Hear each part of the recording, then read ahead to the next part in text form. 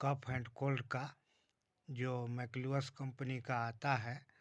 बहुत ही अच्छी सिरप है, जिसका नाक वगैरह जाम हो जाता है या सर्दी में लगता है कि सांस लेने में कठिनाई होती है, वैसा व्यक्ति को दिया जाता है।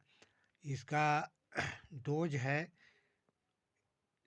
वयस्क व्यक्ति 10 ml सुबह शाम, और छोटा बच्चा 10 साल से नीचे 2 ml तक दिया जा सकता है।